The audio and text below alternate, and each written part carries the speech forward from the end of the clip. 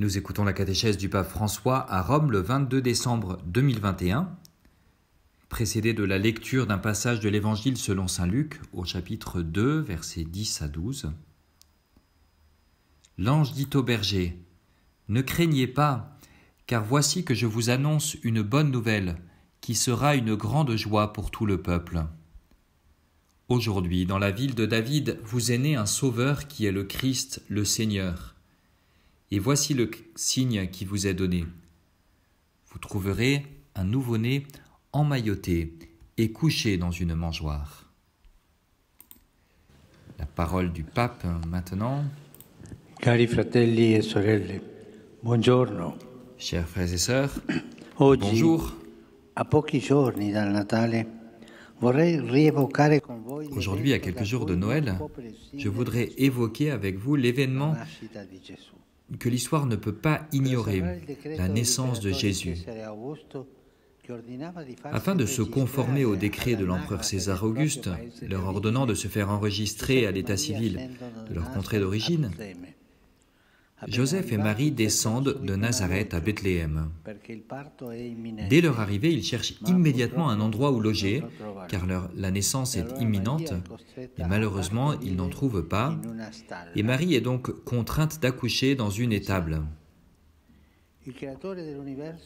Réfléchissons un peu. Le Créateur de l'univers. On ne lui a même pas permis d'avoir un lieu pour naître. Peut-être était-ce une anticipation de ce que dira l'évangéliste Jean. Il est venu parmi les siens et les siens ne l'ont pas reçu. Et de ce que Jésus lui-même dira, les renards ont des terriers, les oiseaux du ciel ont des nids, mais le Fils de l'homme n'a pas d'endroit où reposer la tête. Ce fut un ange qui annonça la naissance de Jésus à des humbles bergers, et ce fut une étoile qui indiqua aux mages le chemin de Bethléem. L'ange est un messager de Dieu. L'étoile nous rappelle que Dieu a créé la lumière et que cet enfant sera la lumière du monde, comme il se nomme lui-même, la vraie lumière qui éclaire tout homme, qui brille dans les ténèbres, et les ténèbres ne l'ont pas arrêté, poursuit saint Jean. Les bergers personnifient les pauvres d'Israël, des personnes humbles qui vivent intérieurement en étant conscients de leur propre faiblesse et qui, de ce fait, font plus confiance à Dieu que les autres. Ils sont les premiers à voir le Fils de Dieu fait homme et cette rencontre les transforme profondément. L'Évangile remarque qu'ils s'en retournent en glorifiant et en louant Dieu pour tout ce qu'ils ont entendu et vu. Autour de l'enfant Jésus, nouveau-né, il y a également les mages. Les évangiles ne nous disent pas que les mages étaient des rois, ils ne nous précisent pas leur nombre ni leur nom. Tout ce dont nous sommes sûrs, c'est que d'un lointain pays d'Orient, on peut penser à la Perse, à Babylone, à l'Arabie méridionale, à la Perse d'alors, on sait qu'ils sont donc partis à la recherche du roi des Juifs, qu'ils identifiaient dans leur cœur à Dieu, car ils disaient vouloir l'adorer. Les mages représentent les peuples païens, en particulier tous ceux qui, tout au long des siècles, ont recherché Dieu et se sont mis donc à sa recherche. Ils représentent aussi les riches et les puissants, mais seulement ceux qui ne sont pas esclaves de la possession, qui ne sont pas possédés par les choses qu'ils pensent posséder. Le message des évangiles est clair. La naissance de Jésus est un événement universel qui concerne tous les hommes. Chers frères et sœurs, l'humilité seule est le chemin qui nous conduit à Dieu. Et en même temps, précisément parce qu'elle nous conduit à lui, elle nous mène aussi vers l'essentiel de la vie, vers son sens le plus vrai, la raison la plus sûre pour laquelle la vie vaut la peine d'être vécue. Seule l'humilité nous ouvre grand à l'expérience de la vérité, de la joie authentique, de la connaissance qui compte. Sans l'humilité, nous sommes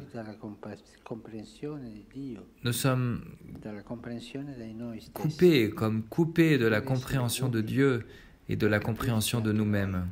Il nous faut être humbles pour nous comprendre nous-mêmes et encore plus pour comprendre Dieu. Les mages pouvaient être des grands selon la logique du monde, mais ils se font petits, humbles, et c'est la raison pour laquelle ils réussissent à trouver Jésus et à le reconnaître. Ils acceptent l'humilité de chercher, de se mettre en route, de demander, de prier, de risquer, de se tromper. Tout homme au plus profond de son cœur est appelé à chercher Dieu. Nous avons tous ce désir. Et notre tâche, c'est de ne pas éteindre ce désir, mais de le laisser grandir, car c'est le désir de la recherche de Dieu. Et avec sa grâce, nous pouvons le trouver. Faisons nôtre la prière de saint Anselme. Seigneur, apprends-moi à te chercher. Montre-toi quand je te cherche. Je ne peux pas te chercher si tu ne m'enseignes pas, ni te trouver si tu ne te montres pas. Que je te cherche en te désirant et que je te désire en te cherchant. Que je puisse te trouver en te cherchant et t'aimer en te trouvant. Chers frères et sœurs, je voudrais inviter tous les hommes et toutes les femmes dans la grotte de Bethléem pour adorer le Fils de Dieu fait homme. Que chacun de nous s'approche, par exemple, de la crèche que vous avez chez vous, dans votre église ou ailleurs, que chacun essaye de faire un acte d'adoration à l'intérieur de lui-même. Je crois que tu es Dieu, que cet enfant est Dieu. S'il te plaît, donne-moi la grâce de l'humilité pour que je puisse comprendre. Et tout d'abord, pour s'approcher de la crèche et prier, je voudrais en premier lieu mettre les pauvres. Comme nous y exhortait saint Paul VI, nous devons les aimer car ils sont en quelque sorte un sacrement du Christ. En eux, dans les affamés, les assoiffés, les exilés, les nus, les malades et les prisonniers, le Christ a voulu s'identifier mystiquement à eux. Il nous faut les aider, souffrir avec eux et aussi les suivre, car la pauvreté est le chemin le plus sûr vers la pleine possession du royaume de Dieu. Voilà pourquoi il nous faut demander l'humilité comme une grâce.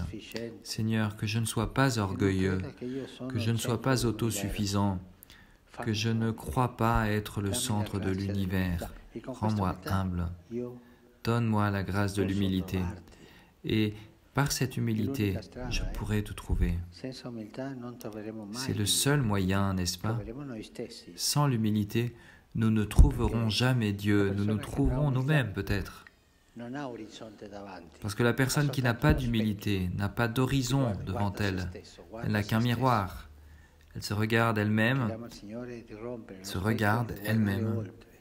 Demandons donc au Seigneur de briser le miroir pour que nous puissions regarder au-delà, vers l'horizon, vers là où il est.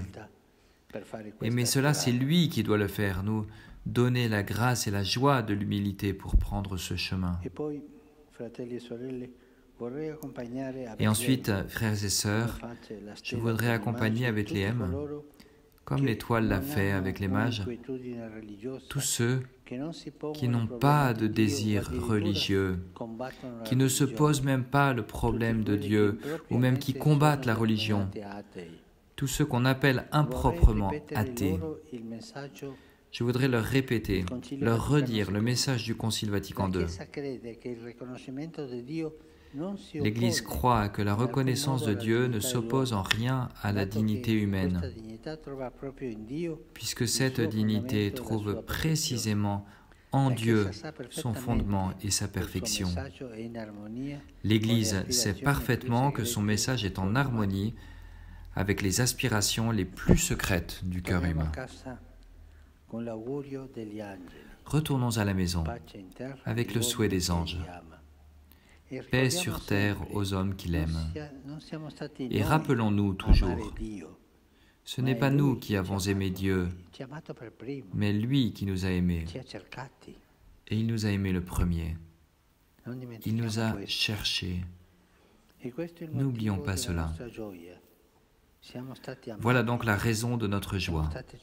Nous avons été aimés. Nous avons été recherchés. Le Seigneur nous recherche pour nous trouver, pour nous aimer davantage. Voilà la raison de la joie, de savoir que nous avons été aimés sans aucun mérite de notre part, que nous sommes toujours précédés par Dieu dans l'amour, par l'amour de Dieu, un amour tellement concret qu'il s'est fait chair et qu'il est venu habiter parmi nous, dans cet enfant que nous voyons dans la crèche. Cet amour a un nom et un visage, Jésus. Jésus est le nom et le visage de l'amour qui est au fondement de notre joie. Frères et sœurs, je vous souhaite un joyeux Noël, un bon et saint Noël. Et je souhaite que, oui, il y aura des salutations, des réunions de famille, c'est très beau toujours, mais qu'il y ait aussi la certitude que Dieu vient pour moi, que chacun puisse le dire, Dieu vient pour moi, avec la conscience que pour chercher Dieu, pour trouver Dieu, pour accepter Dieu, nous avons besoin d'humilité. Que nous puissions regarder avec humilité la grâce de briser le miroir de la vanité, de l'orgueil, de nous regarder nous-mêmes. Regardez Jésus, regardez l'horizon, regardez Dieu qui vient chez nous et qui touche notre cœur avec ce désir qui nous conduit à l'espérance. Joyeux et saint Noël!